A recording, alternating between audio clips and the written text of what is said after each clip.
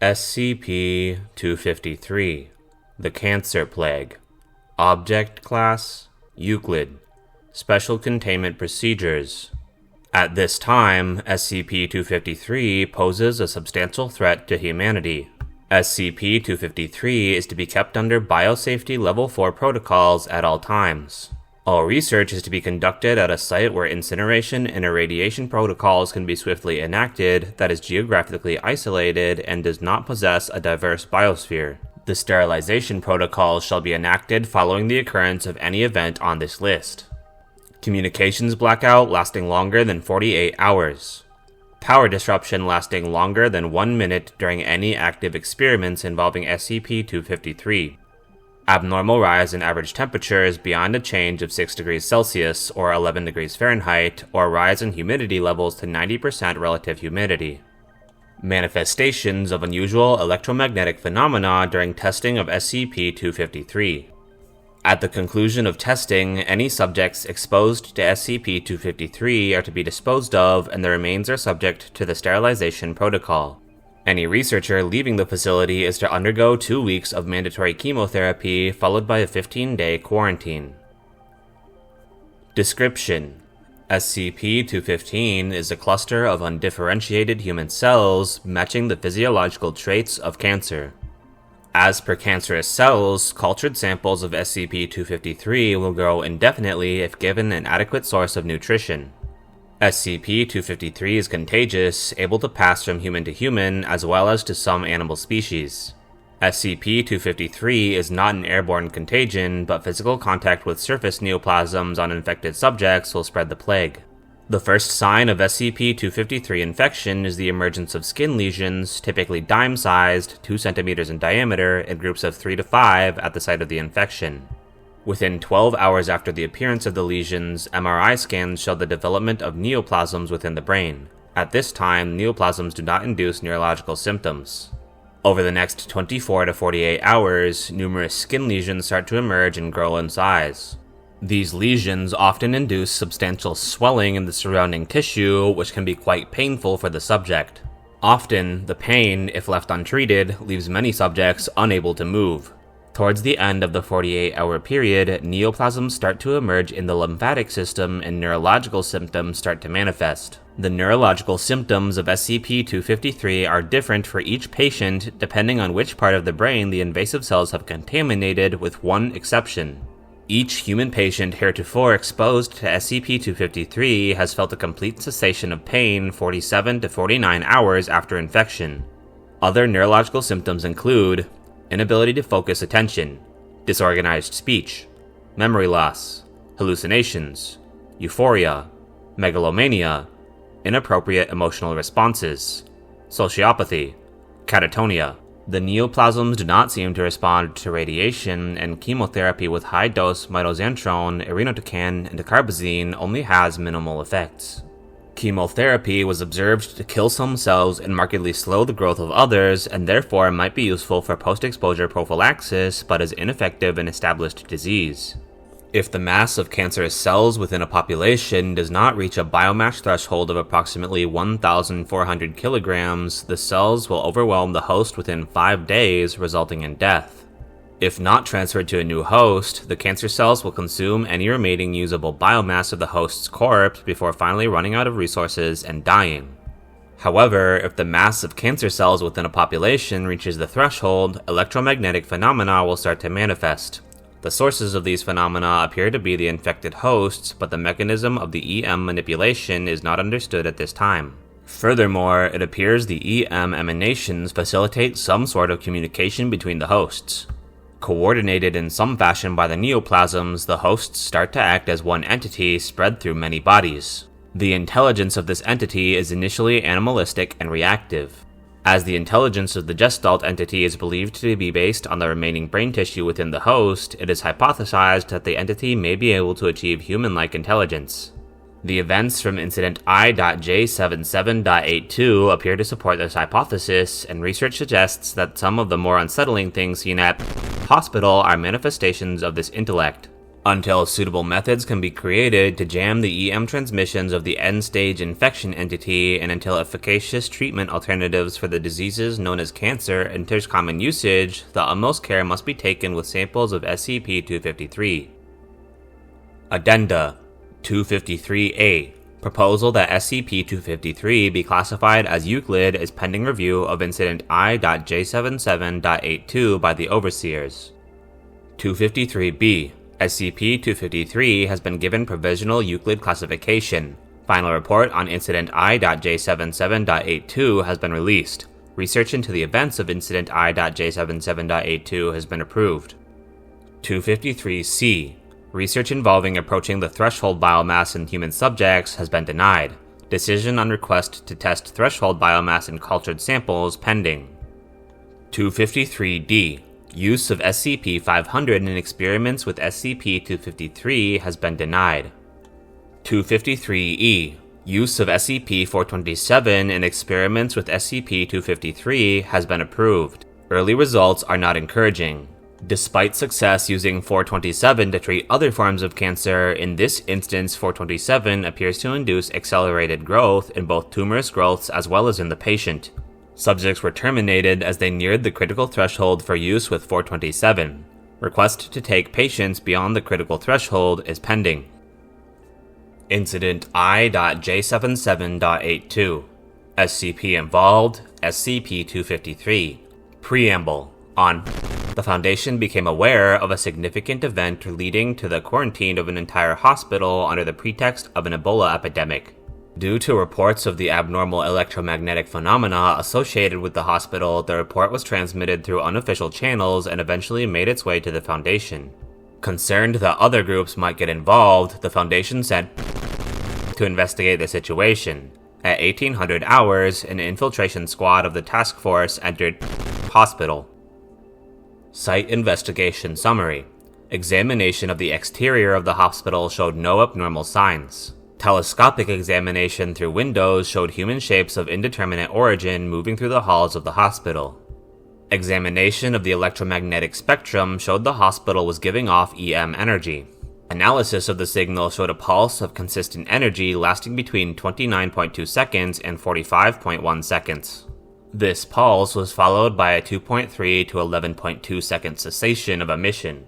The pulse's energy was primarily concentrated in three bands: 82% in the SHF radiofrequency band, 11% in the ELF radiofrequency band, and 7% in a band centered near 1.2 terahertz. The SHF pulse initially interfered with the site investigation team's satellite link-ups, but a workaround was quickly implemented. The IR spectrum showed a radiation spike consistent with a temperature within the structure of approximately 40 degrees Celsius or 100 degrees Fahrenheit. Seismic investigation proved inconclusive. Audio logs. Log begins at 18:02:03. A57. Power is cut to the building, right? A34. Ops confirms. The building is physically disconnected from the power grid. A57. Why are the lights still on? G01. We're not here to speculate, just to find whatever is causing this and get out. A29. Damn, it's so hot in here. G01. The eggheads actually anticipated that. Our operations are to be limited to prevent fatigue, overheating, and dehydration. A12. You guys feel that? Something's wrong with the floor. G01. What do you mean? A12. Permission to investigate. G01. A57, A34, check the perimeter, make sure we're clear. Pause. A34. Clear. A57. Clear. G01. Permission granted. A12. There's some sort of vibration traveling through the floor. No recorded chatter for 123 seconds. A12. It's intermittent, 30 to 40 second bursts of vibration followed by a 5 to 10 second rest. G01. Alright, we're heading deeper into the structure. Addendum. Prior to being removed from the power grid, investigation had shown that the structure was actually pumping power into the grid. Seismic sensor external to the site did not pick up any vibration, even while a great number of human figures were seen to be moving within the structure. Log begins at 18:12:42. A29. I've got a contact at 10 o'clock. A48. I've got a contact too. G01. No appearance of hostility, just watch them. A29. Oh god, what's wrong with their faces? G01. We'll get samples on the way out. For now, let's finish up investigation of the first floor and make our way to the second. A12, for the log? A12.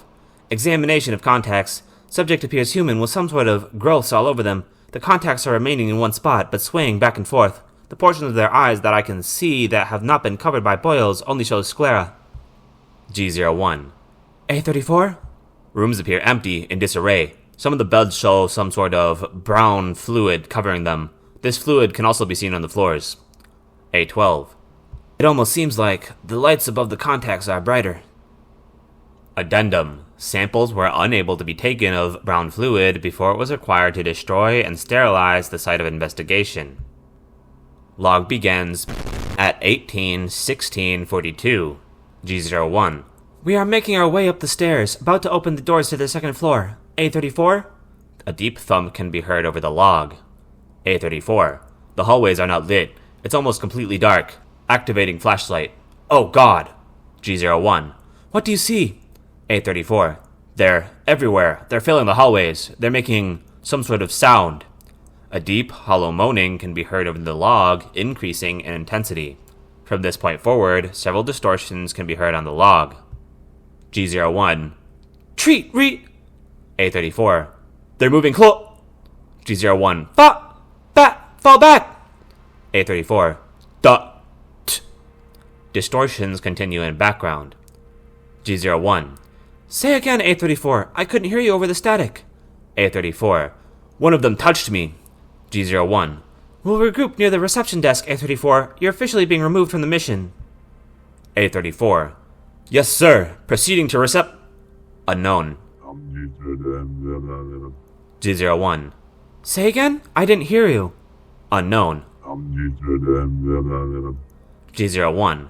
A34? A34, respond! G01. Team, roll call with hand sign. A12. A12 in fighting form. A29. A29 in fighting form. A48. A48 in fighting form. A57. A57 in fighting form. G01.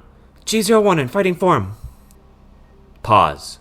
G01. Alright, A34 is MIA. We'll proceed to the reception desk. Log begins at 18:20:27. A29. The hell? G01.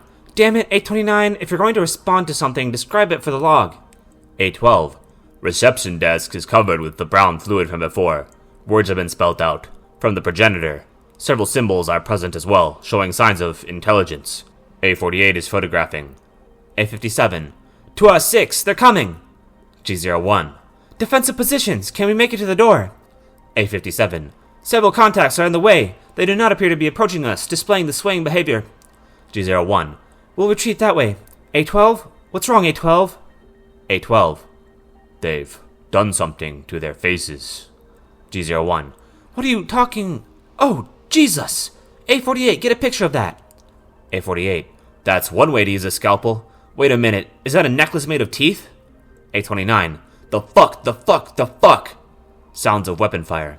G01. Cease fire! Perchand, cease fire! Eric! Note. Eric Perchand is A12. Distortions on the log increase. A12. I'm sorry. I'm so sorry. G01. A34. A57. A12. I hope this finds you release. Momentary sound of a large explosion, followed by log cutting out. A29. He just blew himself up? G01. That doesn't matter, they're coming closer, we have to get out! Weapons free! A57. Yes, sir! Static for 37 seconds. Unknown. In prehistory, the essence of life waited in the darkness. Its children turned against it. Now all will be returned to the essence. Addendum. Past this point, no further portions of the log can be salvaged. A29, A57, and G01 escaped from the hospital. Sterilization protocol was enacted minutes later, as it appeared several of the infected hosts were attempting to escape from the structure. The 3 survivors of the infiltration team were placed in quarantine, and samples of SCP-253 were obtained from them. Though treatment was attempted, none of them survived past 5 days. A-48 was lost in the treat, and unfortunately, his camera was unable to be salvaged. Though wireless backup protocols were in use, the distortion effect in the hospital meant a great deal of the photographic evidence collected in Incident I.J77.82 is fragmentary. A-48's and A-34's corpses were found, badly burned. Remains identifiable as A-12 were not recovered. Other human remains were found, but with no recognizable trace of SCP-253. The sterilization site has been determined to be devoid of all traces of SCP-253 and will leave Foundation custody 6 months after the release of this incident report. End of Incident Report I.J77.82. End log.